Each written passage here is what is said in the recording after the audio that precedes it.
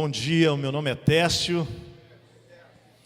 Eu sou um dos pastores que tem o privilégio de servir ao Senhor Jesus no Rio Grande do Sul. Um dos muitos pastores que tem o privilégio e ao mesmo tempo a grande responsabilidade de estar nesse tempo aqui, nesse tempo da nossa história, nesse tempo de dor, de perguntas, de incertezas, de inseguranças, podemos dizer de desespero para alguns, mas juntamente com os demais pastores do Rio Grande do Sul, do estado do Rio Grande do Sul, a nossa certeza de que o Senhor é conosco em todo o tempo. Em todo o tempo. Eu queria dar nossa saudação à nossa amada igreja, Igreja Batista Monte Serra. Nós estamos na nossa igreja Monte Serra, aqui em Gravataí, vivendo a celebração de Gravataí, a partir da nossa igreja de Gravataí. E nós queremos dar as boas-vindas nessa manhã para a nossa igreja espalhada, lá em Porto Alegre, a nossa igreja lá no Vale dos Sinos, nossa igreja lá na zona sul de Porto Alegre, nossa igreja em Viamão, nossa igreja lá em Santa Cruz. A todos vocês a paz do Senhor nessa manhã e a visita do Espírito aí onde vocês estão. Aqui nós estamos vivendo essa experiência do toque, da aproximação, da adoração coletiva juntos, mas nós estamos unidos a você em espírito também aí onde você está. Nós vamos meditar no texto de Atos hoje, capítulo 6, e mais precisamente capítulos 8 e 9 de Atos. Mas antes de entrarmos nessa passagem, eu queria ler um texto e ainda fazer algumas manifestações de gratidão aqui nessa manhã. Eu queria que você guardasse um texto para você nessa manhã e levasse para a sua casa consigo. Não é? Além de tudo que Deus vai falar ao seu coração, o texto está lá em Salmos, capítulo 16, Salmos 16, versículo 5. Diz assim: Senhor, Tu és a porção da minha herança e o meu cálice. Tu és a garantia do meu futuro. Eu vou ler novamente e repartindo hoje com o Alessandro e a Eliane, estava falando para eles que esse foi o texto que eu e Martinho escolhemos para a nossa família antes de nos casarmos. Nós escolhemos um texto para o nosso casamento, que foi no nosso convite de casamento, que diz que tudo que Deus faz dura para sempre. Fala comigo, tudo que Deus faz dura para sempre. Presta atenção nisso. Tudo o que Deus faz dura para sempre.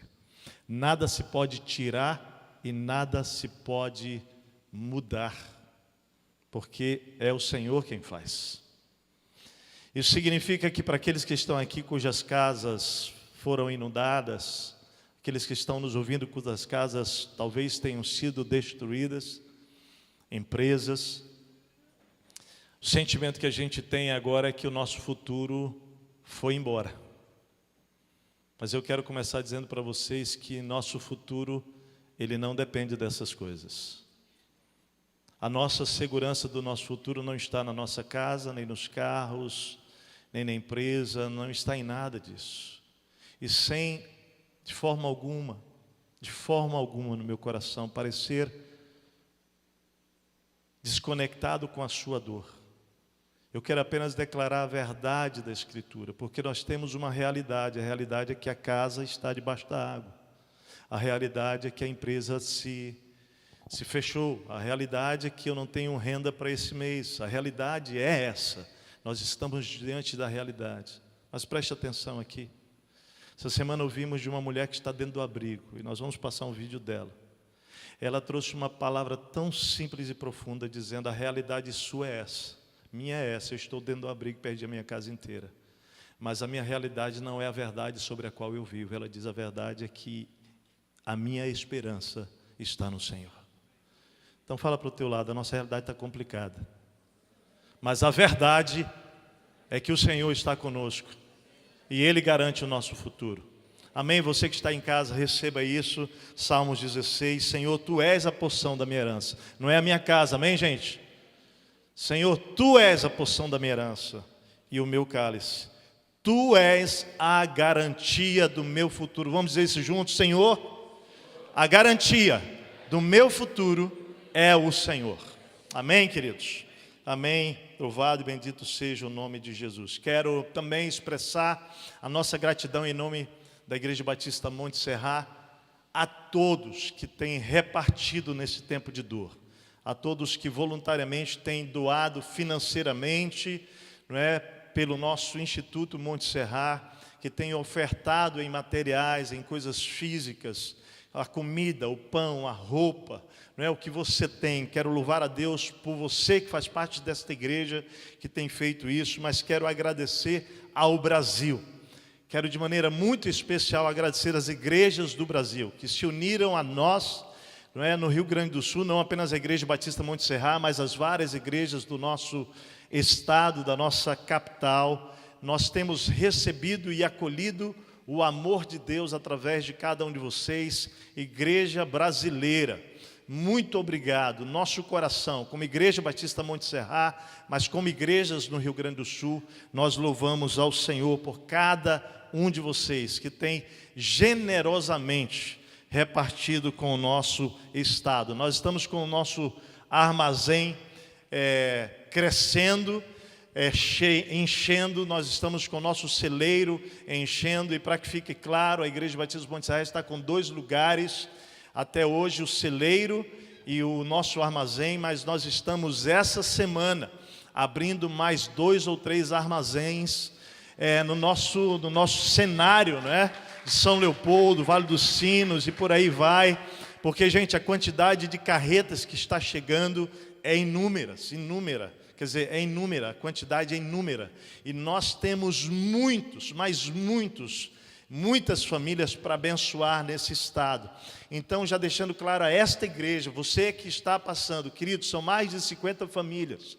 Até ontem nós tínhamos 53 famílias da nossa igreja que foram atingidas diretamente, ou porque a casa ficou absolutamente cheia, como já foi falado aqui do Tiago, não é, do Alessandro e de alguns de vocês que aqui estão, mas também daqueles que repercutiu o efeito dessa enchente, não é? A empresa não está funcionando, porque funcionários não podem, não é, gente? Isso é assim escandaloso, né, Martinha? Sim, Martinha está falando aqui sobre os efeitos acima dos 50, na verdade 53 foram atingidos diretamente, né? Diretamente, isso mesmo. E eu queria então expressar a nossa gratidão, expressar as carretas que já chegaram. Primeira Igreja Batista de Curitiba, chegou aqui tudo que vocês enviaram. Está chegando a carreta agora da Igreja Batista de Alphaville, do Sidney, da Igreja Batista da cidade, a Igreja da cidade lá do Carlito. Está vindo carretas do Brasil inteiro.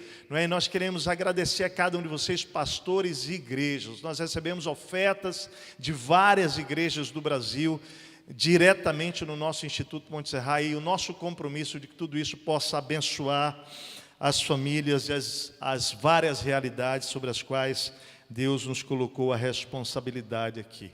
Também quero agradecer às famílias que estão aqui, que abriram as suas casas para acolher pessoas, porque nós estamos nos multiplicando nesse amor e cuidado, e tem sido muito lindo. Deixa eu ver aqui, quantos dos que estão aqui estão em casas de alguém que acolheu você? Levanta a mão, deixa eu ver. Olha aí que lindo, olha só.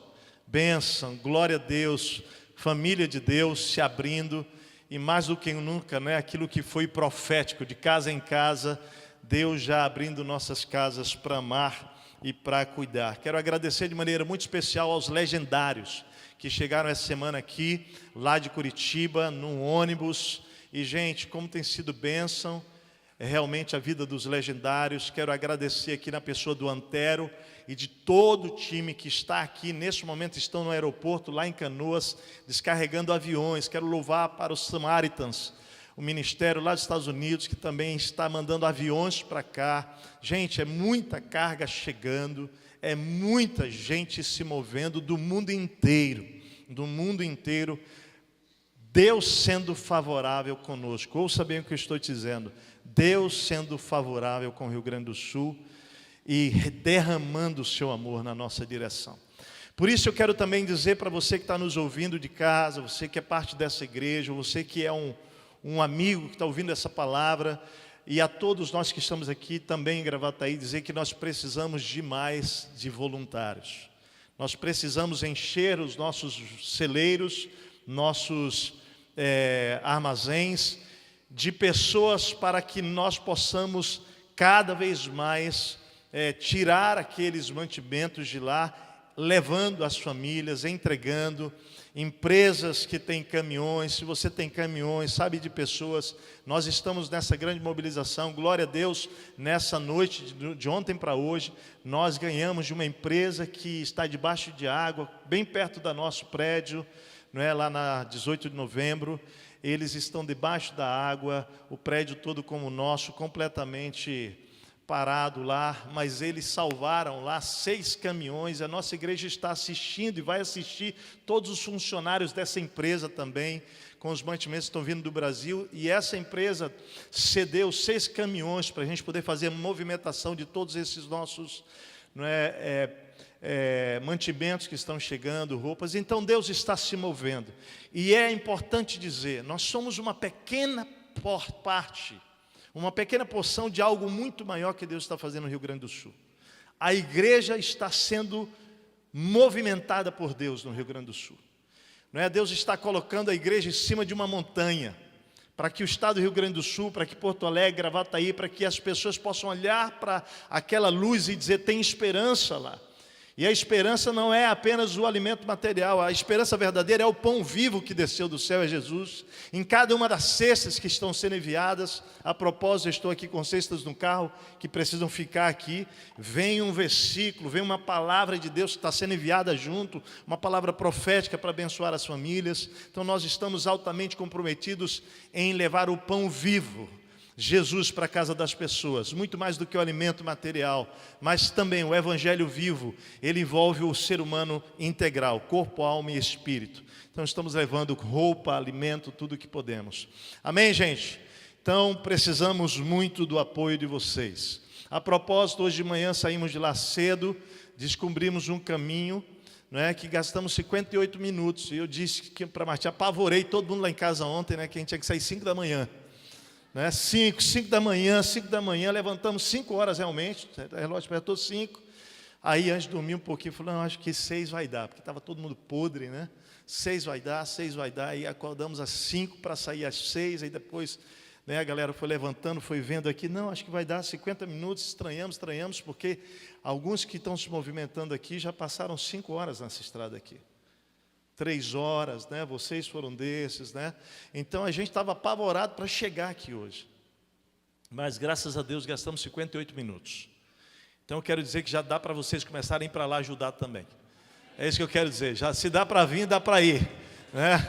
Então nós vamos precisar de vocês começarem a se mover para lá também, para que a gente possa juntos. Eu sei que os homens especialmente estão sofrendo aqui. Eu tenho recebido ligação da galera de Gravataí dizendo, pastor, não aguento ficar aqui não. Quero ir para aí, os pastores, a galera. Então, gente, só que o segredo a gente descobriu. É cedo ir para lá e voltar às 10 da noite. O Marcelo voltou às 10 ontem e pegou 59 minutos de lá para cá. Então, pega a marmitinha, entra no carro, né? Senão a gente te alimenta lá e nós vamos trabalhar esse tempo, porque, gente, nós não temos tempo a perder. E tem muito trabalho, Tá, alguns de vocês vão lá para São Leopoldo, Novo Hamburgo, vão abençoar lá os nossos, vamos abrir provavelmente 2 para lá, 2 armazéns, então daqui talvez seja mais fácil ir para lá. Então nós vamos nos movimentando e juntos vamos somar esforços com tudo que Deus está fazendo, não apenas pela igreja, mas através de empresas privadas, sérias, que estão trabalhando. Então, gente, é tempo da gente se gastar. Não tem jeito, nós temos. A nossa dor ela é muito pequena diante do que a gente está assistindo, do que a gente está vendo. Perda de sono, não é? Agora deixa eu falar uma coisa também que eu preciso me equilibrar, porque senão eu vou e eu não. Né? As primeiras 4 noites aí a nossa galera que estava lá em casa dormiu bem pouco mesmo, nós dormimos bem pouco, dormimos basicamente, eu acho que dormimos 8 horas em 3 dias, 4 dias, foi realmente bem forte nos 4 primeiros dias. Depois a gente se deu conta que a jornada não é de 100 metros, não é uma corrida de 100 metros. É uma maratona. Então a gente também sentou, né, como equipe lá e já disse, não, peraí, gente, vamos ter que fazer equilíbrio. Para isso, gente, nós precisamos de mais pessoas para poder fazer o quê? Aquelas substituições, né? Um rendendo o outro, e dessa maneira a gente vai poder somar no que Deus tem para nós. Mais uma vez, gratidão é a nossa palavra a todos, a todos, a todos e a todas as pessoas que estão somando nisso. Deus tem sido gracioso, né? Nós queremos também dizer que amanhã nós começamos num ritmo provavelmente mais ainda organizado, porque nós tentamos fazendo o carro andando, né, e ajeitando as coisas, mas para a glória de Deus também as coisas estão entrando no eixo, se Deus quiser, segunda, terça e quarta, né, gente, só nessa semana de segunda a terça são 5 carretas, né, Vitor, que chegam? 5 carretas que chegam. Então, gente, é muita coisa que nós precisamos aí de apoio. Mais uma vez, bendito seja o nome de Jesus. Quero orar?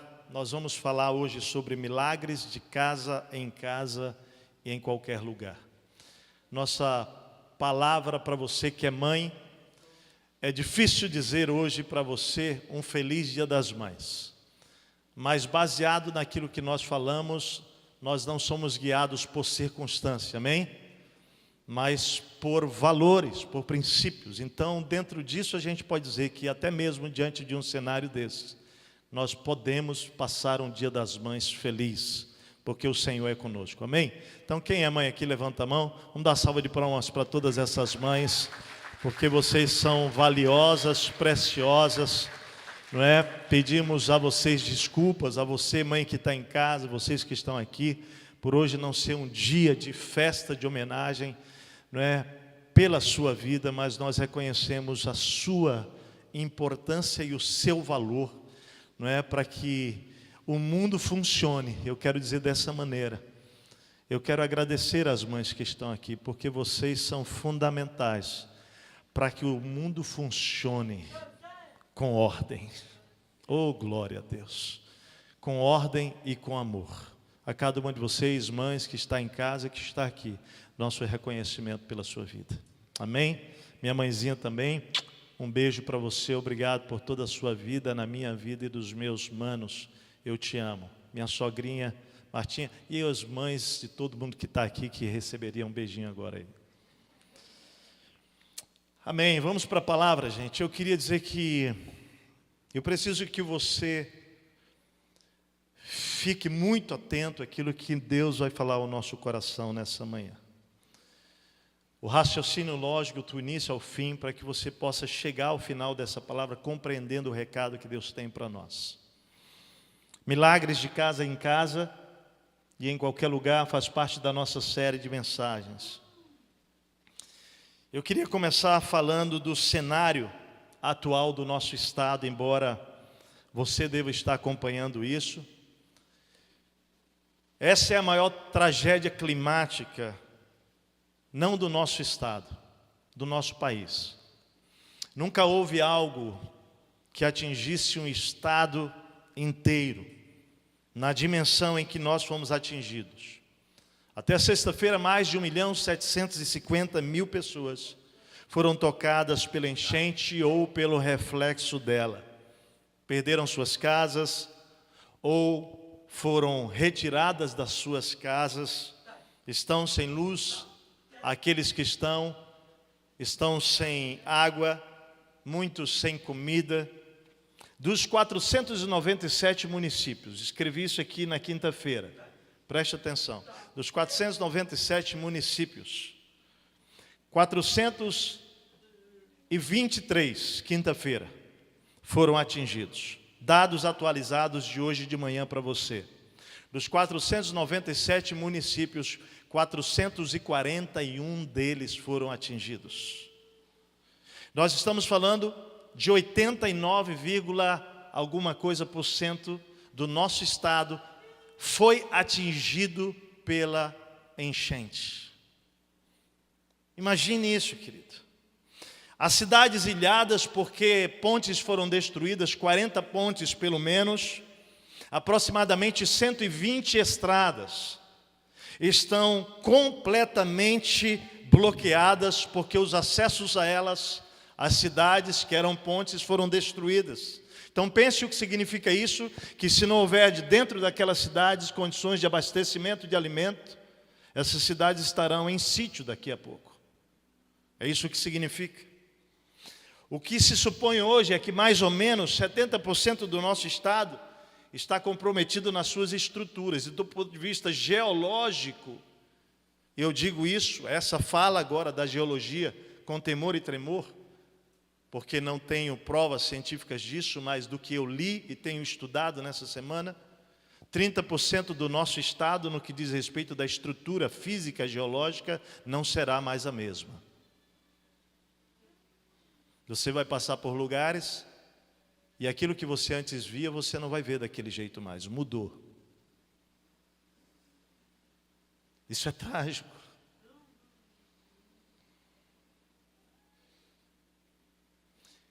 Pensava-se no início, e digo isso porque sentamos com a Secretaria do Desenvolvimento Social como equipe pastoral nessa semana, eles agradecendo pelo que a igreja está fazendo na cidade, uma parte dessa a Monte Serra, e solicitando que a igreja abraçasse os abrigos da cidade, e nós decidimos continuar fazendo isso voluntariamente. Mas eles nos dizendo que no planejamento do município, da Secretaria de Desenvolvimento, o que se pressupunha era que apenas um abrigo, que seria o Centro Vida, onde nós atuamos ali nos 2 primeiros dias, e estamos atuando ainda lá. Ontem tinha um time lá, o tempo inteiro estamos dentro dos abrigos da cidade de Porto Alegre. É que se tivesse um abrigo para 500 pessoas, talvez fosse o suficiente. Porque ninguém imaginava o tamanho dessa tragédia. Ninguém pressupunha o que iríamos viver. Assim como o cenário do Covid, quando a gente disse, não, acho que talvez em 15 dias isso aí vá. Nós entramos no escuro, para uma realidade que hoje, do ponto de vista de abrigo, só em Porto Alegre, daquele que seria um para acolher 500, são hoje 154 abrigos e mais de 13.200 pessoas. Isso dado de sábado, de ontem. Dados de quinta-feira, 327 mil pessoas desalojadas. Em Canoas, aqui o bairro, um dos maiores da América Latina, Matias Velho, desapareceu embaixo da água. Não se pode calcular quantas vidas foram perdidas, além de não se poder quantificar quantas casas e ruas desaparecerão completamente. Numa reunião estratégica, com pessoas inclusive da Holanda, pessoas do Portugal, vários lugares do Brasil, pessoas do mundo e do Brasil, pessoas que já trabalharam em tragédia, e naquela reunião ali, conversando com eles e ouvindo, né, ouvindo do know-how daqueles que já passaram por isso, e eles dizendo, e uma dessas pessoas que é lá de Lajeado, mas que já esteve nas tragédias ao redor do mundo, ela disse, nós já estamos vendo aqui o que vimos nas tragédias lá fora. Uma das ruas da cidade de Lajeado, cuja água desceu, quando chegaram lá não encontraram nem a rua e nenhuma casa.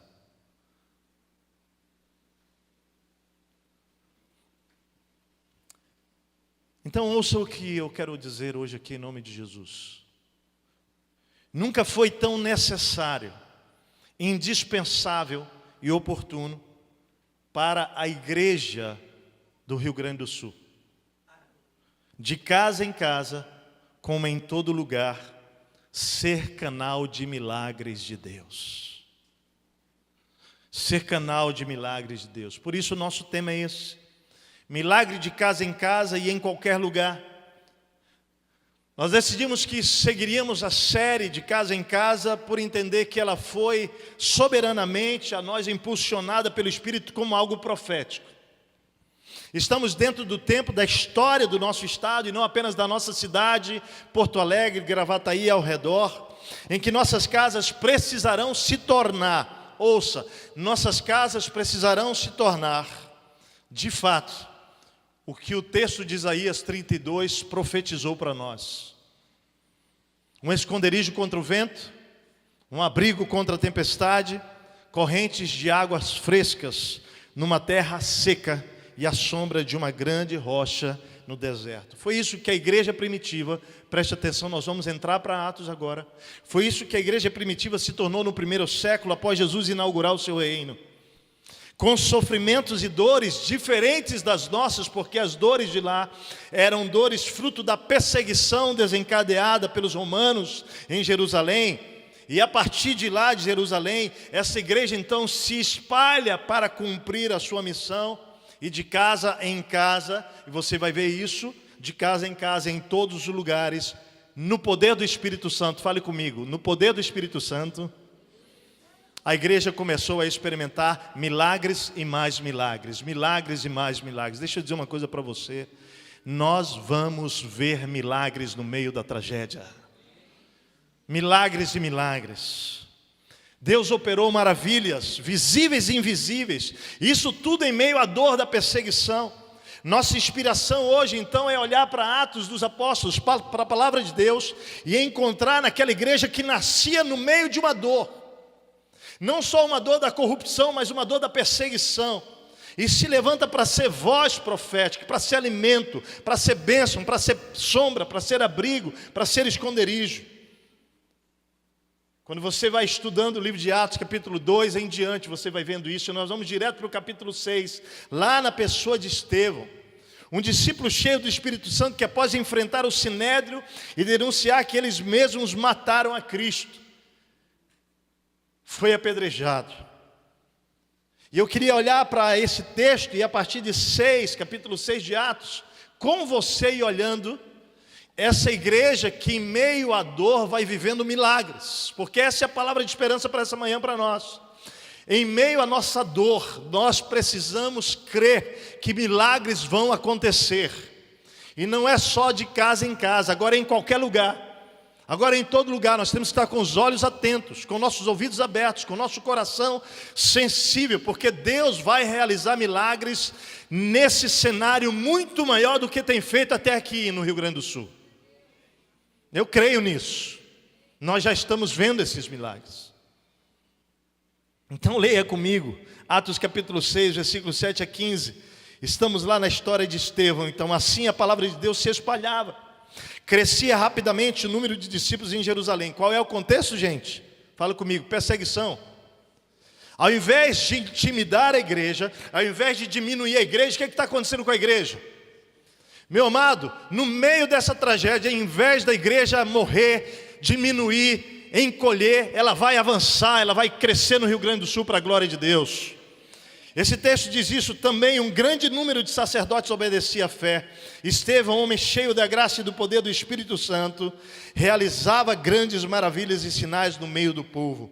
Contudo, levantou-se oposição dos membros da chamada sinagoga. Veja, os milagres estão acontecendo no meio da dor, né? E aí se levanta a oposição. Membros da chamada sinagoga dos libertos, dos judeus de Cirene e de Alexandria, bem como os da província da Cilícia e da Ásia. Esses homens começaram a discutir com Estevão, mas não podiam resistir, olha que lindo, mas não podiam resistir à sabedoria e ao espírito com que ele falava. Oh, glória!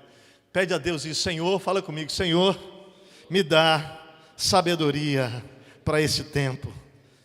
Para que, queridos, nós atuemos nessa cidade de Gravataí, Porto Alegre e todo o nosso Rio Grande do Sul com uma sabedoria que não seja capaz de resistir quando você chega lá.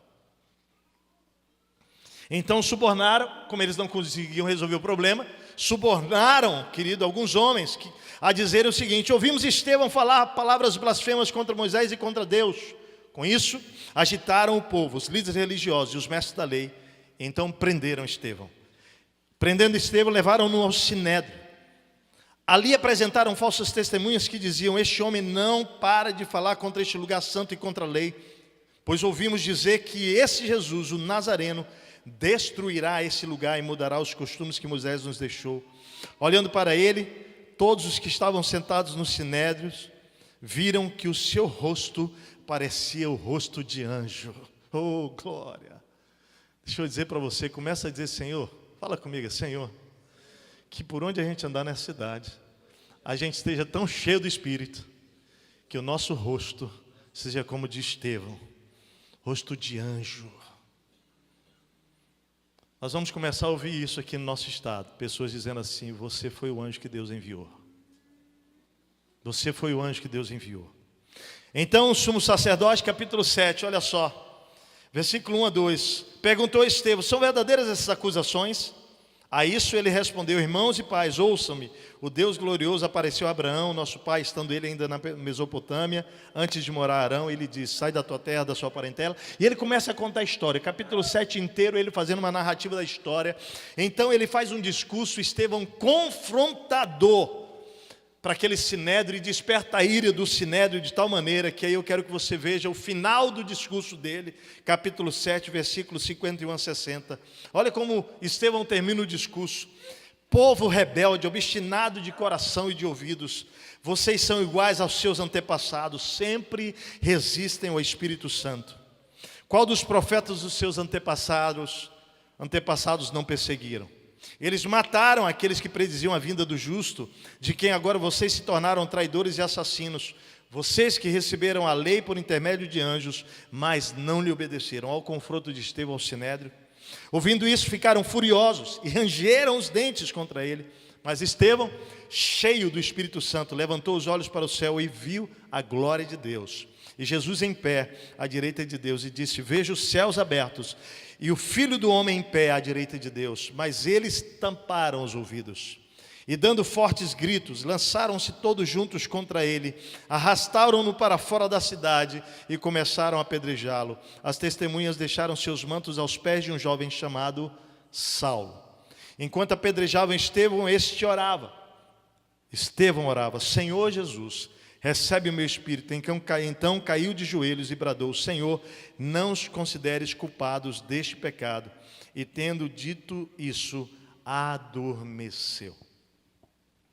É nesse contexto, então, que surge Saulo, nome hebraico para aquele que seria o futuro apóstolo da igreja de Jesus, que usaria um outro nome depois, que seria o seu nome grego. E aqui é muito importante a gente entender, porque às vezes a gente confunde isso, que naquele momento do encontro de Saulo no caminho de Damasco, o nome de Damasco, o nome dele mudou de Saulo para Paulo. Não, não é isso, isso nunca aconteceu na Bíblia. Na verdade, o nome dele, Saulo, é o nome hebraico, e o nome dele grego, que é o que ele usa porque ele vai aos gentios pregar, é Paulo, Paulos, né? Então é só isso que está acontecendo. E é com ele aqui, preste atenção, com Saulo, nesse texto, final do capítulo 6, início do capítulo 7, que surge também a perseguição à igreja lá em Jerusalém. Versículo 1 e 2 do capítulo 8 de Atos diz: e Saulo estava ali, consentido na morte de Estevão. Naquela ocasião desencadeou-se grande perseguição contra a igreja em Jerusalém. Fala comigo, grande perseguição. Fala comigo, grande perseguição. Você vai entender a importância de você falar isso daqui a pouco. Grande perseguição contra a igreja em Jerusalém. Todos, exceto os apóstolos, foram dispersos. Fala comigo, dispersos.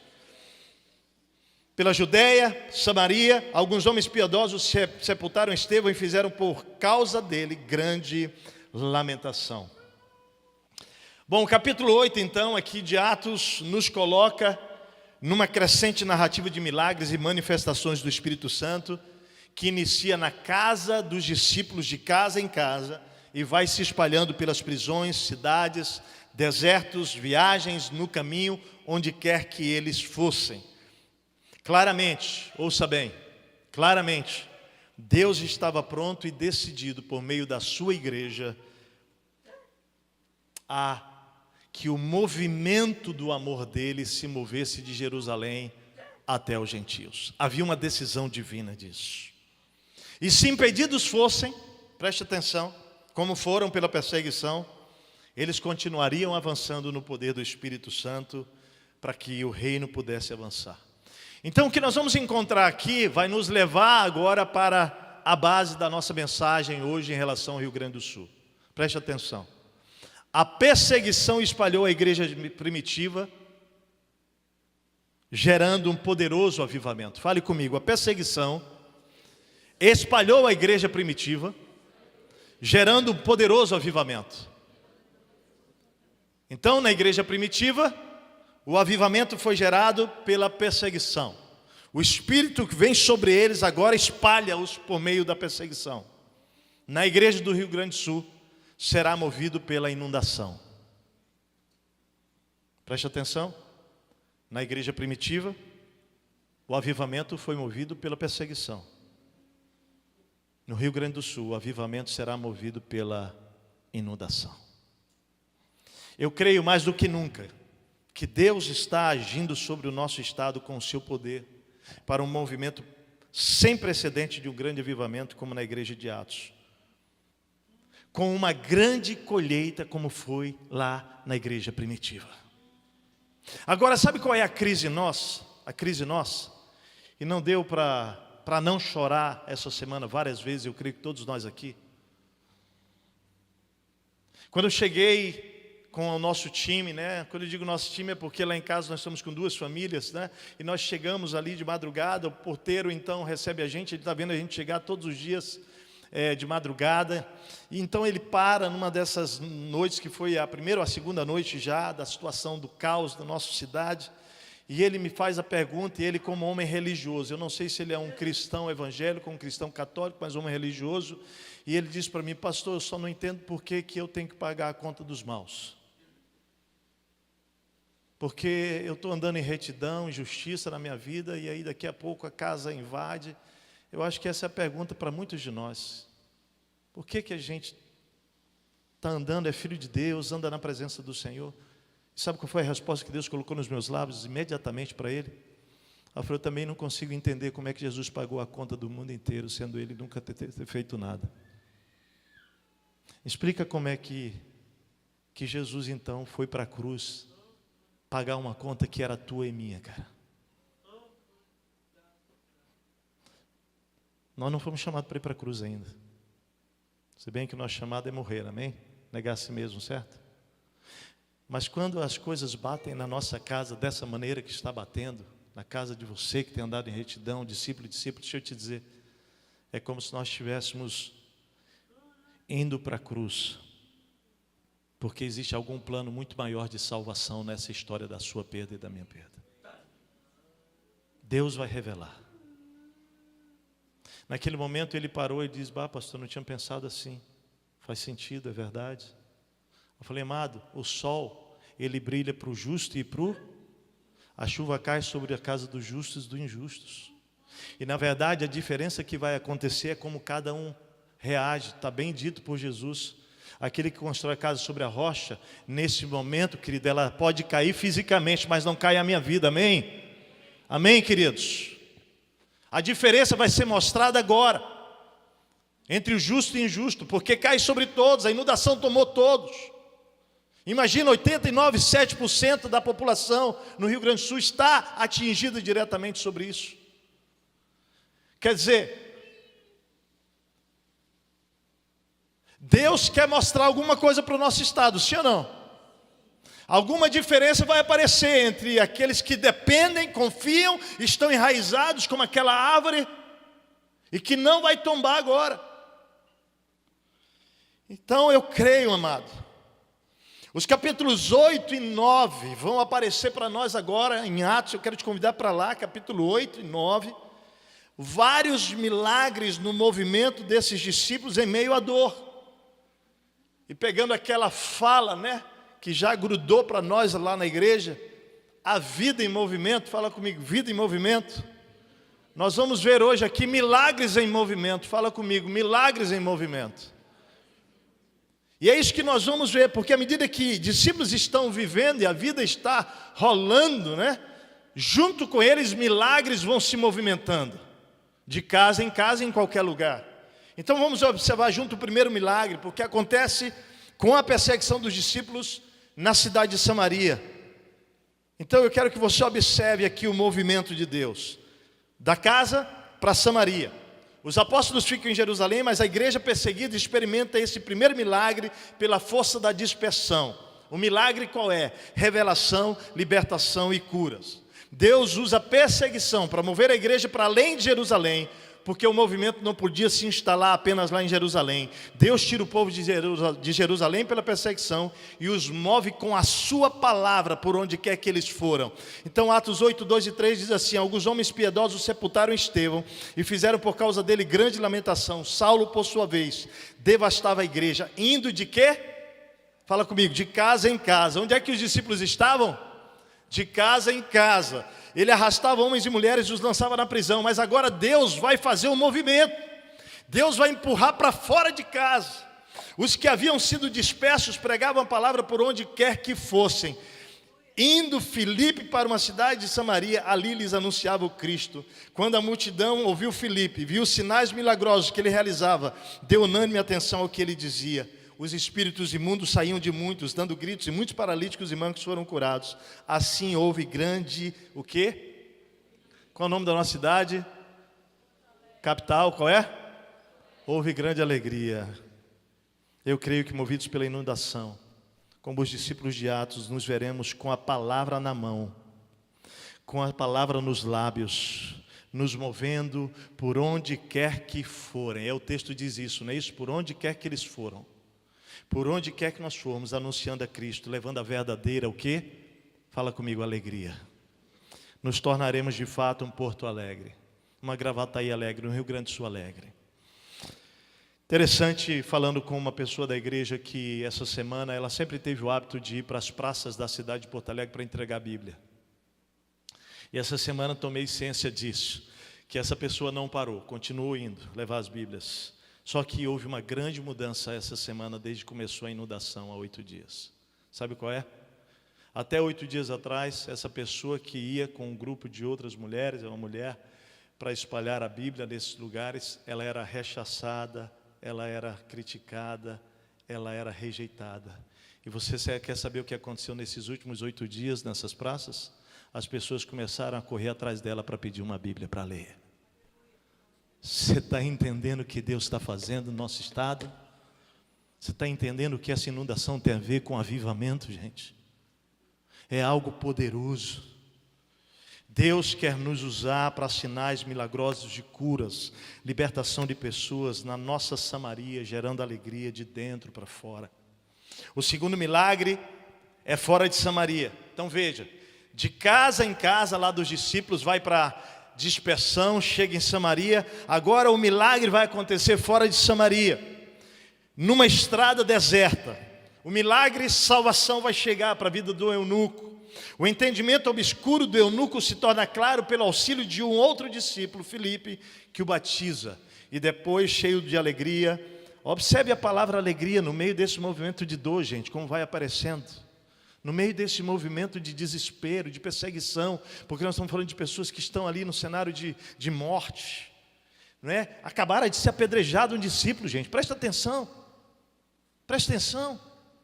E o texto está dizendo que Filipe, então, agora está lá nesse caminho deserto, se encontra com um homem, o milagre acontece lá. Então olha o texto, um anjo do Senhor disse a Filipe: vá agora para o sul. Para onde, gente? Meu Deus do céu, o Brasil inteiro está ouvindo essa palavra. Você que está ouvindo essa palavra de algum lugar do Brasil, nós cremos que Deus está enviando você para se unir nessa grande missão aqui. Vai para o sul, vai para o sul, para a estrada deserta, que desce de Jerusalém a Gaza. Ele se levantou e partiu, querido. Ó, obediência, no caminho, fala comigo, no caminho. Então vamos observando os detalhes do texto, de casa em casa, para cidades, para Samaria, por onde forem, agora aparece no caminho. Você vai ver numa estrada deserta, é o que o texto diz, quer dizer, de casa em casa e em todo lugar. Observe o movimento dessa igreja. No caminho encontra um eunuco etíope, um oficial importante carregado de todos os tesouros de Candace, rainha dos etíopes. Este homem viera a Jerusalém para adorar a Deus, e de volta para casa, sentado em sua carruagem, lia o livro do profeta Isaías. O Espírito disse a Filipe: aproxime-se dessa carruagem e acompanha. Então Filipe correu para a carruagem, ouviu o homem lendo o profeta Isaías e lhe perguntou: o senhor entende o que está lendo? Ele respondeu: como posso entender se alguém não me explicar? Assim convidou Filipe para subir e sentar-se ao seu lado. O eunuco estava lendo essa passagem da Escritura: Ele foi levado como ovelha para o matadouro, e como cordeiro mudo diante do tosqueador, ele não abriu a sua boca. Em sua humilhação foi privado de justiça. Quem pode falar dos seus descendentes? Pois a sua vida foi tirada da terra. Era uma palavra profética acerca de Jesus, né? O eunuco então pergunta a Filipe: diga-me, por favor, de quem o profeta está falando? De si próprio ou de outra? Então Filipe, começando com aquela passagem da Escritura, anuncia-lhe as boas novas de Jesus. Prosseguindo pela estrada, chegaram a um lugar onde havia água. O eunuco disse: olha, aqui a água, que me pede ser batizado? Disse Filipe: você pode, se crê de todo o coração. O eunuco respondeu: creio que Jesus Cristo é o Filho de Deus. Assim deu ordem para parar a carruagem. Então Filipe e o eunuco desceram a água, e Filipe o batizou. Quando saíram da água, o Espírito do Senhor arrebatou Filipe repentinamente, e o Espírito não o viu mais, e o eunuco não o viu mais, e cheio de alegria, seguiu o seu caminho. Filipe, porém, apareceu em Azoto, indo para Cesareia. Agora, olha o movimento. E ele chega agora lá em Cesareia, prega o evangelho em todas as cidades pelas quais passavam. Eu creio que Deus vai nos espalhar para dentro de tantos contextos, caminhos aparentemente desertos e cidades como Filipe. E seremos canais de salvação, explicação da palavra para quem está com sede. Batismos vão acontecer, encontros divinos numa estrada inesperadamente deserta. Amém? Você crê? Observa isso que Deus está fazendo aqui por meio desses discípulos. É o que Ele quer fazer por meio da igreja no Rio Grande do Sul. De casa em casa, para Samaria, para a estrada deserta, no caminho, Azoto, cidade, Cesareia. O texto diz que Filipe pregava o evangelho em todas as cidades por onde passava. Terceiro milagre acontece numa viagem. O local, próximo de Damasco. O milagre, ouvidos e olhos abertos espiritualmente. Vamos lembrar de novo o movimento e o contexto do Novo Testamento. O contexto, perseguição. Fale comigo, perseguição. O nosso contexto qual é? Fala comigo, inundação. Os discípulos estavam de casa em casa. De casa são movidos, são dispersos para vários locais. E Filipe então vai para Samaria, depois para o caminho deserto, depois Azoto e Cesareia. Agora, capítulo 9, vem comigo para ele, a cena volta para Saulo. O perseguidor principal da igreja, que sai numa viagem de negócio religioso. Ele sai de Jerusalém dizendo, com cartas nas mãos: vou prender e até, quem sabe, matar alguns dessa seita do caminho. Olha o texto: enquanto isso, Saulo ainda respirava ameaças de morte contra os discípulos do Senhor. Dirigindo-se ao sumo sacerdote, pediu-lhes cartas para as sinagogas de Damasco, de maneira que, caso encontrasse ali homens ou mulheres que pertencessem ao caminho, pudesse levá-los para Jerusalém. Então o objetivo era prender, mas o texto começa dizendo que ele ainda respirava ameaças de morte. O coração estava pronto para matar, se preciso fosse. Em sua viagem, quando se aproximava de Damasco, de repente brilhou ao seu redor uma luz vinda do céu. Olha o milagre acontecendo no caminho. Ele caiu por terra e ouviu uma voz que dizia: Saulo, Saulo, por que você me persegue? Saulo perguntou: quem és tu, Senhor? Ele respondeu: eu sou Jesus a quem você persegue. Observe que ele estava indo perseguir quem? Os cristãos. Ouve aqui, querido, você que é discípulo de Jesus. Quando alguém se levanta para perseguir você, Jesus se coloca entre você e o perseguidor e diz: ei, você não está perseguindo fulano, está se perseguindo é a mim. É a mim. Ei, você está perseguindo a mim, cara. E ele diz: quem és tu, Senhor? Ele respondeu: eu sou Jesus a quem você persegue. Levante-se, entre na cidade, alguém dirá o que você fazer. Toda vez que eu leio esse texto, eu fico pensando: qual foi o tom que o Senhor falou com Saulo, hein? Qual será, hein? Esse cara era um bandido. Esse cara é um homem culto, gente, um homem da lei. Esse homem era um homem que estava assassinando pessoas. Qual será o tom que foi usado? Cada um de nós usa o tom do seu temperamento, né? Um amigo meu, ele ia ler assim, né? Eu sou Jesus, a quem você está perseguindo. Acho que você já sabe quem é que eu estou falando. Aí ele lê: te amo. Eu já ia dizer assim: levanta, rapaz, você está me perseguindo, tchê. Cada um de nós com seu temperamento. Mas Jesus, ele falou no tom certo. No tom certo. levante-se, entre na cidade, alguém dirá a você o que você deve fazer. Os homens que viajavam com Saulo pararam, presta atenção nessa cena, está acontecendo um milagre aqui, emudecidos, ouviam a voz, fala comigo, a voz, não era uma voz, era a voz, ouviam a voz, mas eles não conseguiam ver ninguém. Era um milagre que estava acontecendo na viagem, no caminho.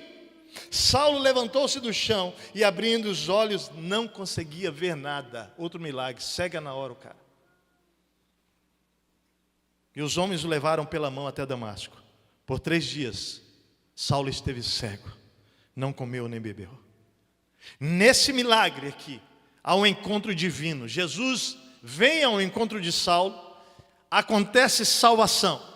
De perseguidor do Evangelho a proclamador do Evangelho, imediatamente, Deus logo coloca numa condição de total dependência, a cegueira, como ele deveria viver dali para frente, totalmente dependente. Ele antes pensava que não precisava de ninguém, e agora logo ele precisa ser carregado pela mão. Deus vai ajeitar o coração de Saulo para uma grande missão. Do versículo 10... do capítulo 9, preste atenção, do versículo 10 do capítulo 9, até o versículo 43, há mais lugares e milagres que revelam uma igreja viva, ativa e milagres em movimento. No versículo 10, o local é a casa de Ananias. O milagre, uma visão com local e endereço, rua direita, rua chamada direita, que derrubaria as resistências e medo no coração daquele discípulo Ananias, que precisaria até Saulo, aquele perigoso perseguidor dos cristãos. No capítulo 9, versículo 11, o milagre acontece na casa de Judas. Uma visão dada a Saulo, que prepara o seu coração para receber Ananias, que oraria por ele para que ele fosse curado daquela cegueira de 3 dias e o batizasse. Temos nesse encontro aqui então cura, salvação, poder, batismo no Espírito Santo, batismo nas águas, renovo, tudo de uma vez só. Gente, pergunto para você, não dá para ter esperança no meio da inundação? Não dá para ter esperança no meio da perseguição? Não dá para a gente ter esperança olhando para esses discípulos que estavam vivendo esse grande drama? O texto então vai dizer, em Damasco, havia um discípulo chamado Ananias. O Senhor chamou numa visão Ananias. Eis-me aqui, Senhor, respondeu ele. O Senhor lhe disse, vá à casa de Judas, na rua chamada direita, e pergunte por um homem de Tarso chamado Saulo. Para quem duvida que o Espírito Santo dá até o endereço, está aí, ó.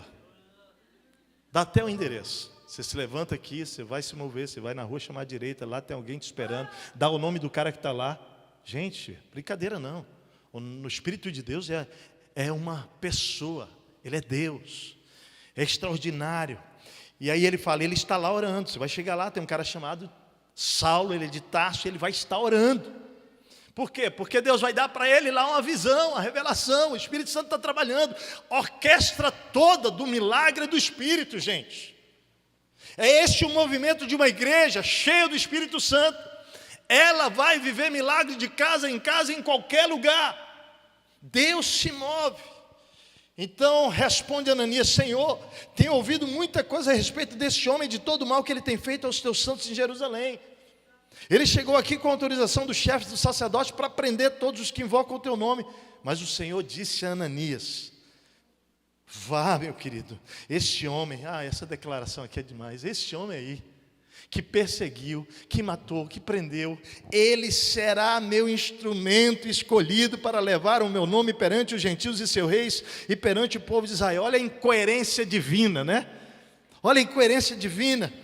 Mostrarei a ele quanto deve sofrer pelo meu nome.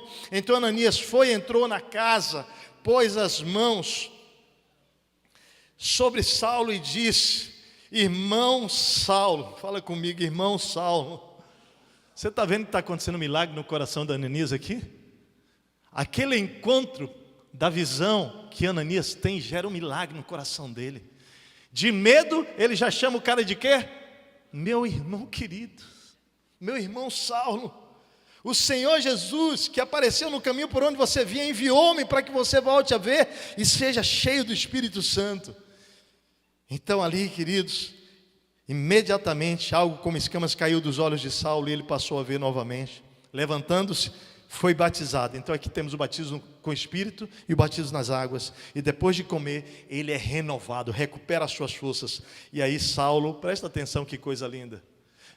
Saulo passa vários dias com os discípulos em Damasco. Fala comigo, Saulo passa vários dias com os discípulos em Damasco. Então observe o poder do milagre. O encontro é tão poderoso ali em Damasco, que ainda em Damasco, Saulo começa a pregar nas sinagogas que Jesus é o Filho de Deus. E aí acontece outro milagre aqui em Damasco. Qual é o milagre? O propósito inicial de Saulo, que era ir a Damasco, para poder entrar nas sinagogas, encontrar gente do caminho, para prender e levar para Jerusalém, é invertido. De prender os cristãos e matar, agora ele passa a desfrutar, fala comigo, desfrutar da comunhão com os irmãos daquela igreja. Algo poderoso está acontecendo aqui. Os discípulos, especialmente de Jerusalém, também vivem um milagre. Por quê? Porque de lá eles vão pegar Saulo, porque Saulo tem que fugir, e aí eles levam para Jerusalém. Quando chegam em Jerusalém, os caras estão tudo assim, ó. Eu imagino, aí é a minha mente fértil, tá? A minha mente fértil, lendo a Bíblia e pensando. Eu fico imaginando onde é que eles estavam sentados, se eles estavam sentados, estavam em pé, e aí entra Saulo lá e os caras começam. Cuidado, preste atenção. Não acredita em tudo que ele vai falar, não, hein? Cara, eu não sei, mano. Isso aí parece um golpe. Cara, não vamos. Temos que avisar para Pedro, temos que avisar. É muito perigoso. Vamos falar a verdade? Possivelmente seria o que a gente estaria fazendo. Sim ou não? Fico pensando que às vezes nós estamos assim, olhando, aí chega alguém estranho, a gente diz, não dá espaço por enquanto, não. E o cara nem é assassino, nem prendeu.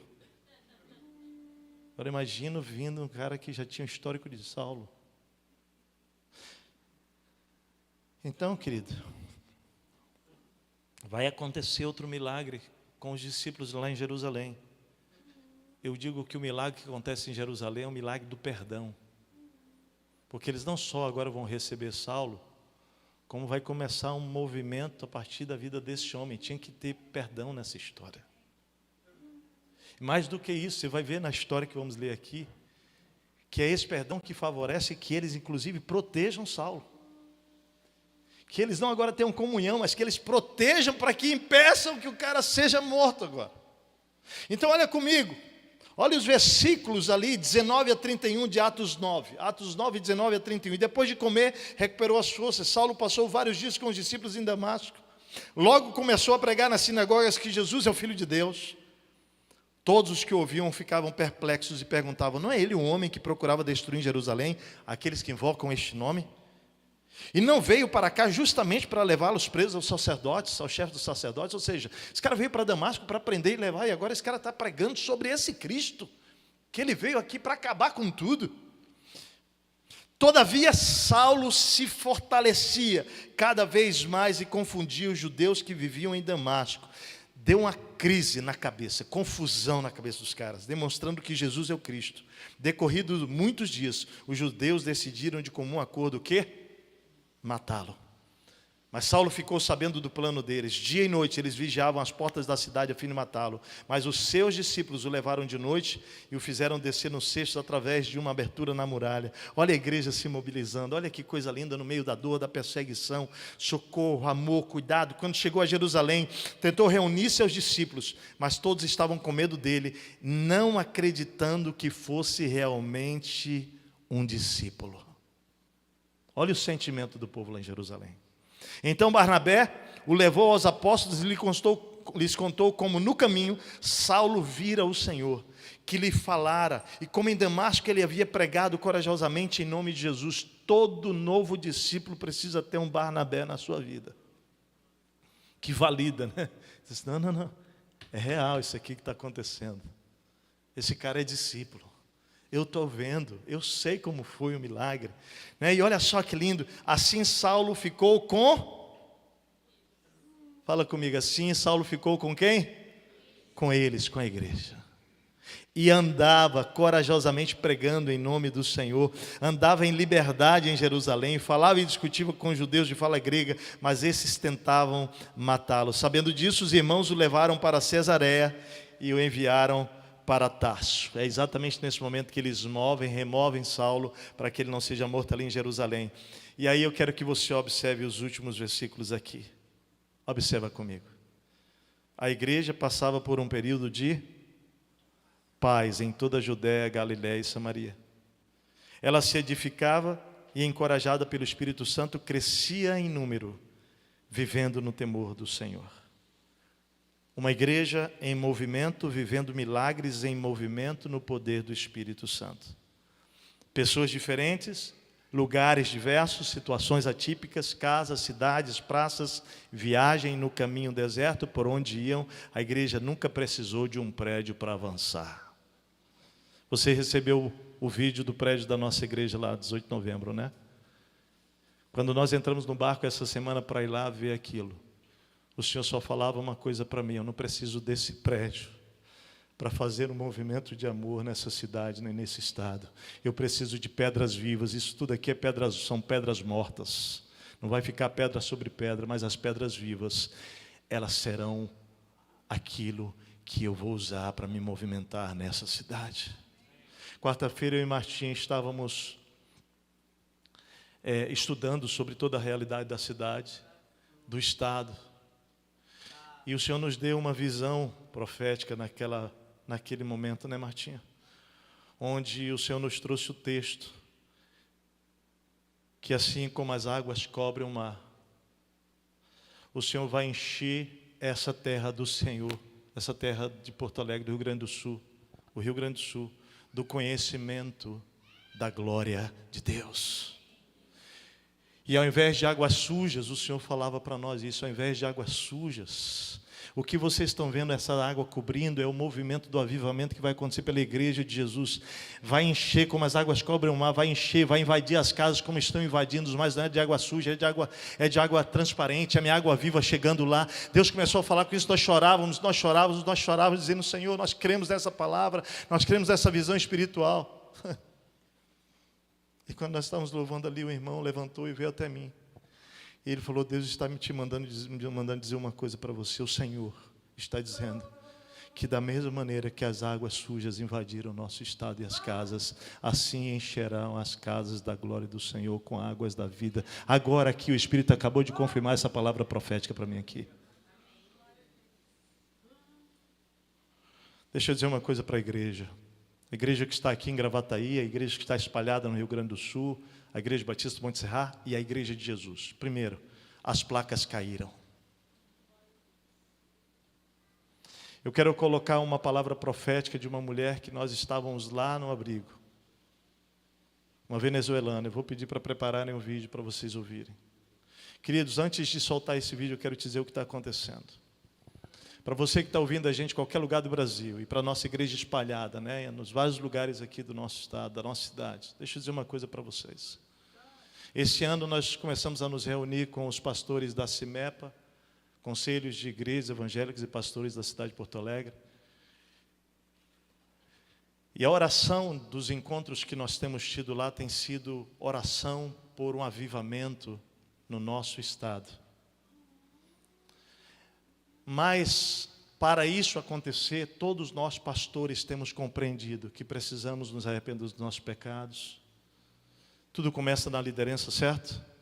E que precisa haver uma unidade espiritual. Unidade.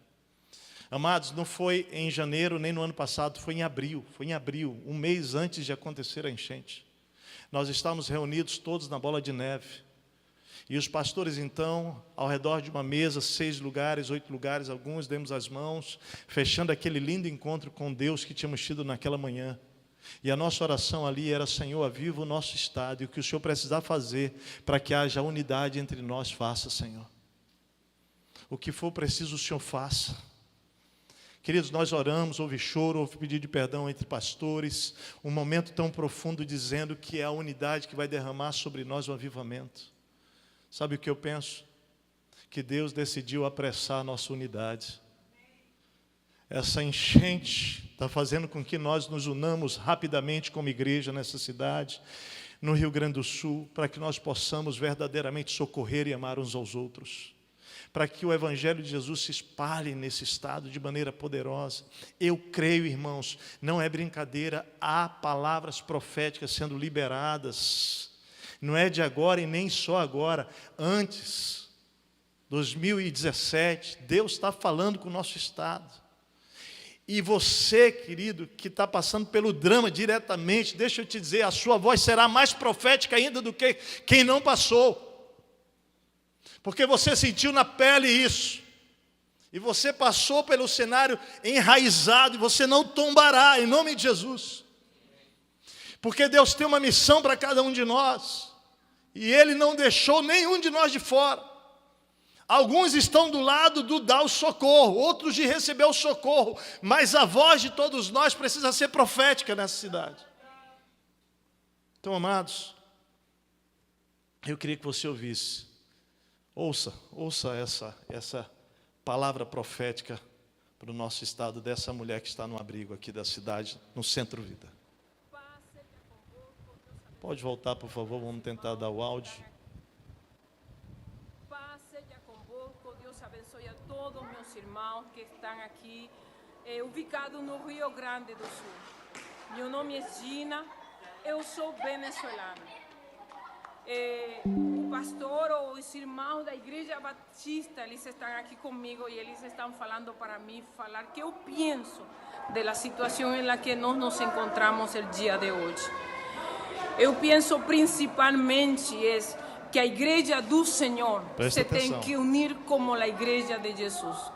Porque não se trata de que eu seja quadrangular, ele seja batista e outras denominações que eu não sei quais são, porque são muitas denominações que estão aqui no Brasil. Há muitas igrejas, irmão, muitas. E a realidade, aqui não se trata quem tem a igreja, a melhor igreja, aqui se trata da igreja do Senhor. Rio Grande do Sul está vivendo um momento muito difícil e incluso eu me encontro em meio desta tragédia tão complicada, porque eu, sendo venezuelana, eu venho de meu país com uma situação difícil e novamente eu me encontro em outra situação muito mais difícil. Mas, sin embargo, eu compreendo algo nesta noite, ou nestes dias que han estado acontecendo, de que o Senhor nos está chamando para ser unidos e não estar divididos, e que nós temos um propósito, o propósito de cada de nós, os que servimos a Jesus. O propósito da igreja do Senhor é levantar o nome de Jesus em meio da calamidade e falar que Jesus voltará, que Jesus sana, que Jesus cura e que Jesus batiza. Toda a igreja que tem este princípio é a igreja do Senhor. E é tempo de que nós nos unamos como igreja. Não é a placa, é a igreja do Senhor. Deus abençoe. Interessante, né? Sabe o que o nosso pastor descobriu sobre essa senhora? Que o marido dela voltou para a Venezuela, porque aconteceu uma situação familiar lá, ele voltou, não agora, né? Tinha voltado, então ele não está aí. Ela perdeu a casa toda, perdeu completamente. Mas a filha dela é casada e mora na zona sul de Porto Alegre. Então o nosso pastor, de uma maneira muito natural, perguntou para ela: ei, por que você não foi para a casa da sua filha ainda? Por que você não foi para a casa da sua filha? Seria a pergunta mais óbvia. Seria a atitude mais óbvia. E ela disse assim, os pastores nos contando, né? Olhou para o pastor assim: como assim? E ela respondeu da seguinte maneira, eu anotei aqui literalmente: eu não vou sair do meu processo, porque senão eu vou postergar ele. Voltar para a casa da minha filha? Por quê? Eu só vou postergar o que Deus quer fazer na minha vida. Então eu vou ficar aqui até o fim, porque existe um processo de Deus na minha história e eu não vou sair dele. Ei, Ei, cada um de nós aqui está vivendo um processo. Como eu disse, você que não foi atingido diretamente, tem um processo de Deus para nós. O nosso processo é nos movermos na direção e socorrer. Não é ficar parado, não é ficar passivo assistindo, ou até mesmo isento disso. Não, esse não, certamente esse não é o nosso processo. O André me mandou uma história tão linda de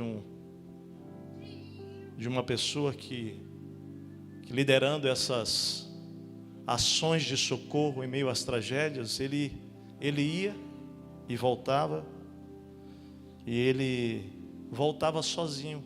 Ele ia com um grupo de soldados e voltava, não voltava ninguém, morriam as pessoas. E ele entrou numa grande crise depois de um tempo sobre por que isso estava acontecendo, por que pessoas estavam passando por aquilo e ele não. Por que ele tinha que voltar para sua casa sozinho enquanto outros estavam morrendo nessa jornada? Eu queria ler aqui o que ele escreveu sobre o que ele discerniu. Eu queria ler para você. Achei meu óculos, por favor.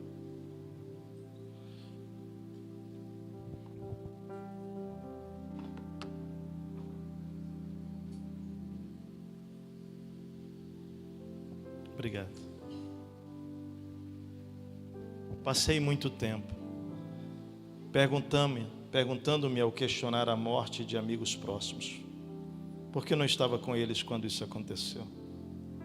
Por que eu sobrevivi à explosão e eles não? Eu me sentia responsável por eles e falhei, porque eu não podia trocar de lugar com eles. Eu quero dar essa palavra para você que não foi atingido. Para você que não teve a sua casa invadida por água, por você que está podendo trabalhar, por você que tem um sustento. Eu quero falar isso para você, é para nós. Todas essas perguntas, elas são lógicas, mas precisamos voltar à realidade das três coisas que podemos controlar. O que nós podemos controlar? Primeiro, em quem eu confio. Em quem nós confiamos, queridos? No Senhor. Em quem você confia? Em quem você confia? Segundo, o que eu faço? E terceiro, a perspectiva que eu escolho diante do que eu estou vivendo. Eu precisei decidir se confiava em Deus ou em alguém que não fosse Deus, como eu mesmo. Se eu confio em Deus e creio que Ele está no controle, fica claro que por Ele ter permitido me sobreviver, Ele tem, então, um plano para mim. Fala para o seu irmão do lado aí. O Senhor tem um plano para você, diante do que está acontecendo.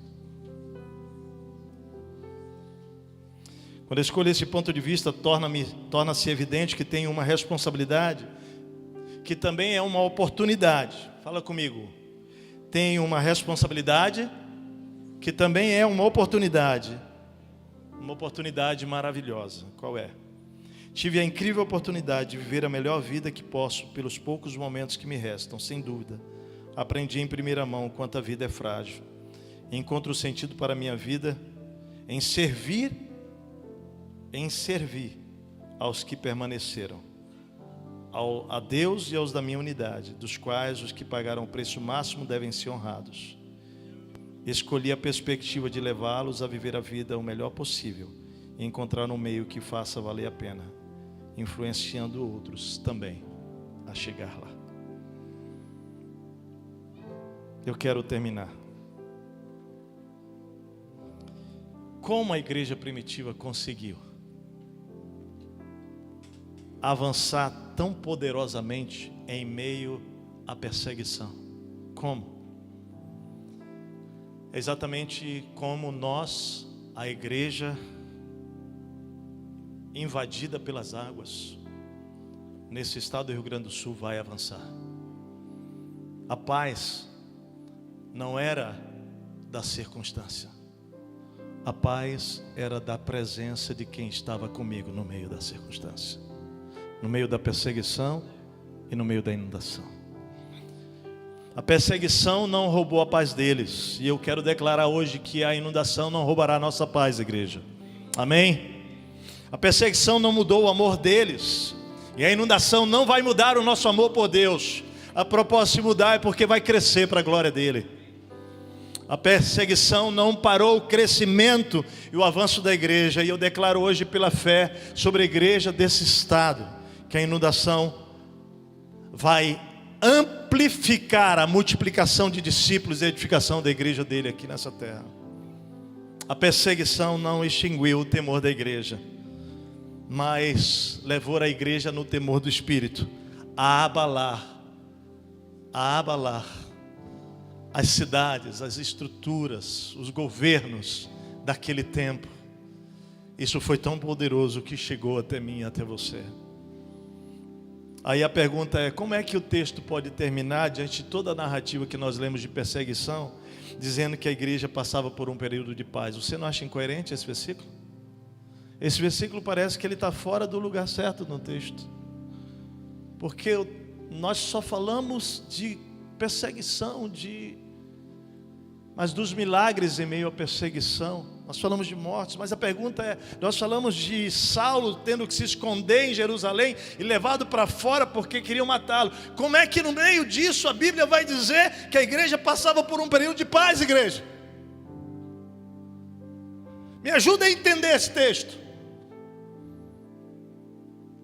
Mas eu entendo pelo Espírito. Porque não depende de nada, só depende da presença do Espírito no nosso meio, igreja. Só depende disso.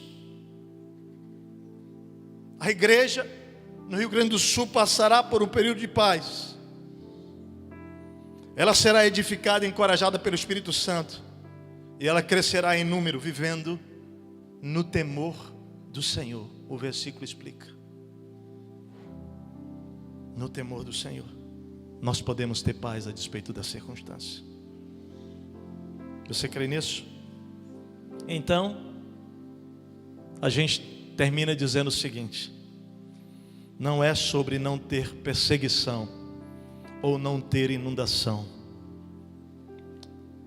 A crise da humanidade é sobre não ter a presença de Deus. É isso. A paz advém da presença, da glória dele, do poder dele entre nós. Concluindo, termino dizendo que eu não sei muito bem como você está interpretando esse tempo de inundação que atingiu quase 90% do nosso estado aqui. Estamos falando de dor, de perdas, de recomeço, incertezas, falências, desespero. Tudo isso no caminho. Agora, igreja, escute com temor o que eu quero dizer nessas minhas palavras finais. Se fosse qualquer evento diferente de um evento climático, ouça bem, nós poderíamos até atribuir a qualquer pessoa ou instituição do governo ou crise econômica o que está acontecendo. Mas nós estamos falando de uma situação que é o evento climático. Nós não estamos diante de uma situação de dor causada pelo homem, preste atenção. Ainda que alguns possam discutir a questão do nosso trato com a terra, do ponto de vista ecológico, eu quero dizer que nenhum erro nosso humano causaria o que causou no nosso estado. Ainda que eu tivesse que admitir isso.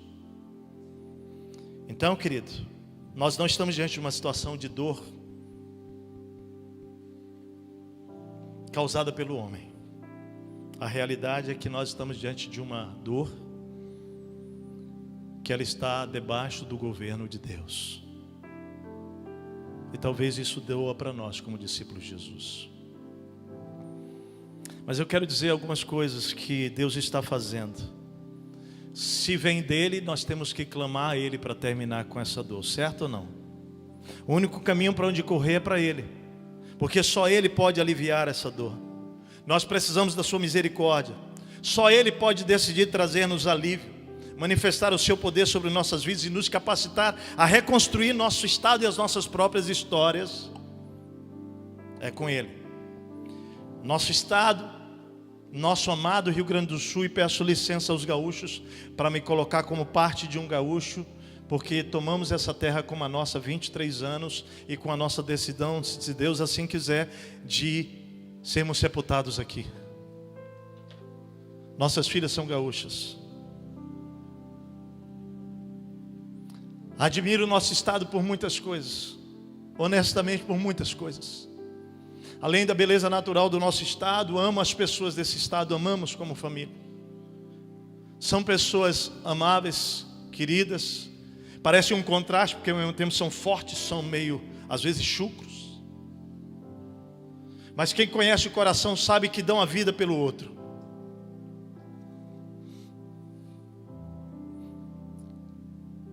Um povo aguerrido, um povo bravo, valente, povo de virtudes, mas um povo que na sua grande maioria esqueceu da sua maior força, a divina. Sustentados, portanto, pela força do nosso próprio braço, nós lançamos alicerces falsos, instáveis e frágeis do nosso estado. E quando pensamos no divino, no transcendente, decidimos construir os nossos próprios deuses falsos, incapazes de nos socorrer, como descrito no Salmo 115. Como estado do Rio Grande do Sul, nós escrevemos uma história de independência do restante do nosso amado país, Brasil. E agora preste atenção, essa falsa fundação, esse falso alicerce precisou ser abalado, destruído, quebrado, arrancado, desfeito. Afinal é um engodo, um engano que nos isolou do nosso próprio povo, quase nos separou definitivamente dele, o restante do Brasil. E esse Brasil que foi rejeitado por nós, os quais nós dissemos, não, nós somos independentes, não precisamos de vocês, é o povo que Deus está levantando agora, para que venha até nós nos amar e nos socorrer. Eu creio num Deus que não está agindo apenas com justiça. Ele operou com a graça sobre o Rio Grande do Sul, operou com a sua misericórdia sobre o Rio Grande do Sul, mas agora Ele está operando com a sua justiça sobre nós. Mas preste atenção, o Deus que opera com a justiça é um Deus que continua operando com bondade no meio da justiça. Ele não permitiu que nós apenas sentíssemos a dor da perda. Ele agora está mandando não é uma enchente, Ele está mandando um tsunami do Brasil, de amor, de bondade, de compaixão, de misericórdia, de socorro, de materiais, de alimentos, de água, de tudo que esse estado vai precisar, mas sobretudo, do amor de Cristo Jesus. Porque cada coisa que está chegando nesse estado pela igreja brasileira está chegando como uma voz divina e dizendo para o nosso estado: eu não os abandonei no meio dessa dor. Eu causei a dor, mas eu curo vocês. Eu tirei, mas eu vou dar muito mais. É esse Deus quem está aqui, querido, operando. Não tenho dúvida disso. Eu não sei se você crê no que eu vou dizer, mas nós temos que voltar a declarar que nós somos um com o restante do nosso país. Nós temos que voltar a dizer nós, e não vocês e eu aqui. Nós precisamos voltar a dizer para o nosso Brasil, e talvez pedir perdão, e dizer: nós somos uma nação só, um povo só. Porque Deus está nos amando nesse momento. Por fim, eu quero dizer que se no passado nós escolhemos levantar altares a falsos deuses,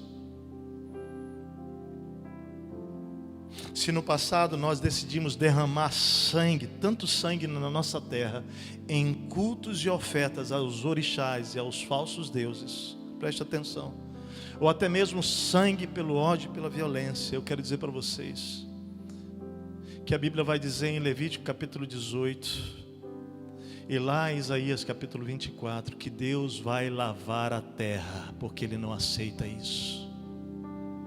Eu me pergunto por que uma tragédia capaz de atingir 90% de um estado com água, o Guaíba, cuja oferta a Iemanjá foram dadas, volta agora destruindo a própria cidade. A gente precisa entender espiritualmente o que está acontecendo, com temor e tremor, sem julgamento, sem acusação, mas com a humildade de que Deus está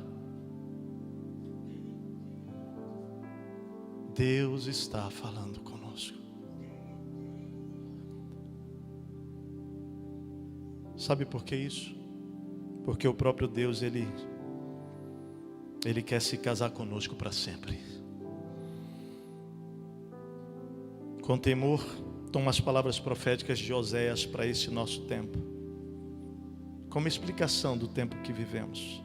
Tivemos amantes por muito tempo, e agora, ao irmos atrás deles, nós não os alcançaremos e nem os encontraremos, porque foram destruídos pelo próprio Deus, para que nós pudéssemos encontrar o Deus único e verdadeiro, a qual nós precisamos prestar cultos.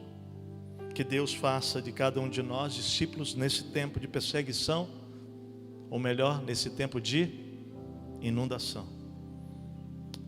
Nos movermos nessa cidade de Gravataí, de Porto Alegre, Vale dos Sinos, Zona Sul, Viamão, Santa Cruz, por onde Deus nos enviar nesse estado, em ações de amor e poder, vivendo milagres de casa em casa, em todo lugar, porque nunca foi tão indispensável, necessário e oportuno para a igreja de Jesus nesse estado, de casa em casa, como em todo lugar, ser canal de milagre de Deus. Feche os seus olhos.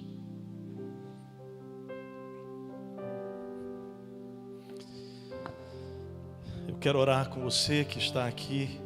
E eu quero convidar todas as pessoas que foram atingidas para virem aqui à frente agora, por favor. Todas as pessoas foram atingidas de alguma maneira. Sai do seu lugar e vem aqui à frente, nós queremos orar por vocês. Pode levantar, venha. Isso, venham, todos vocês. Eu vou pedir que vocês fiquem aqui, desse lado, ao meu lado aqui.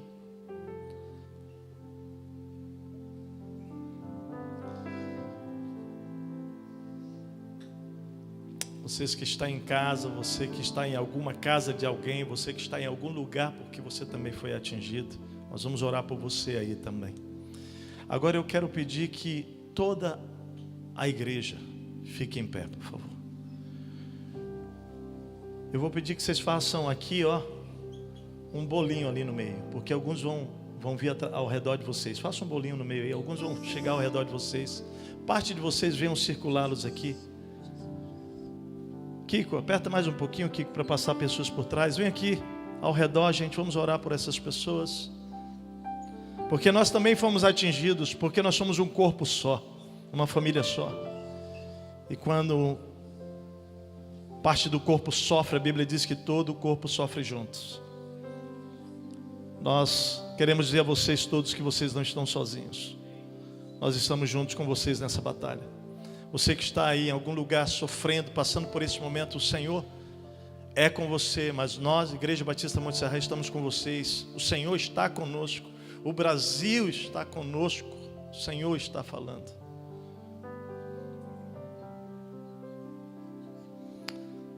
Amado Deus, nós queremos declarar nessa manhã que a nossa herança é o Senhor, que o nosso futuro garantido está nas tuas mãos. Nós pedimos agora a consolação do Senhor por cada uma dessas famílias. Ó Deus, a manifestação da tua glória e poder sobre eles, renovando-os e colocando, Deus, neles uma fé capaz de superar todo este momento, firmados na verdade, não na realidade. A realidade são as casas destruídas, mas a verdade é que o Senhor está com eles, e eles não estão sozinhos, que a família de Deus está com eles, de que o Senhor, ainda que eles andem pelo vale da sombra da morte, não permitirá que eles, ó Deus, padeçam, porque o Senhor é o nosso pastor, não sentiremos falta de nada, Senhor. Vem sobre eles que aqui estão, sobre aqueles que estão em algum lugar conectados com esta palavra, visita-os agora mesmo também, Senhor. Traz a consolação, o poder do Teu Espírito Santo. E Pai, levanta-nos para sermos voz do Senhor nesse tempo, mãos do Senhor nesse tempo, pés do Senhor nesse tempo, boca do Senhor nesse tempo, abraços do Senhor nesse tempo. E nós pedimos, Pai, que o Senhor reconstrua as bases da nossa cidade, as bases do nosso estado. Nós te pedimos perdão, Senhor, por toda idolatria, por toda feitiçaria, por todo sangue, ó Deus, que foi oferecido a demônios nessa terra. Nós renunciamos os falsos deuses do nosso estado. Nós pedimos perdão, Senhor, pela independência nossa, porque agora o Senhor nos une ao Brasil e nos faz entender que nós não restauraremos o nosso estado sem o restante do Brasil, porque o Senhor quer nos ensinar o poder da interdependência, porque é na interdependência, Senhor, é na interdependência que nós nos tornamos mais fortes e nós revelamos o Senhor, o Pai, o Filho e o Espírito. Pai, nós pedimos que o Senhor agora restabeleça sobre nós as bases do Teu reino nesse estado. Dá-nos humildade, dá-nos um coração interdependente e dá-nos um coração que adora a um único Deus, o único Deus verdadeiro, Jesus Cristo. Não é sobre religião, mas é sobre relacionamento. Não é sobre prédios, mas é sobre vínculos com pessoas. Não é sobre uma identidade, mas é sobre um povo, o povo de Deus, que ama a Deus e que espalha esse amor na terra. Pai, que nós possamos amar nesse tempo, sem julgamentos, mas que nós possamos repartir esse amor poderosamente, que nós possamos repartir de nós, que nós possamos repartir dos nossos bens. Repartamos, Senhor, de tudo que somos e temos, que temos recebido de Ti, e tudo isso para o louvor da Tua glória, em nome de Jesus. Amém, amém e amém.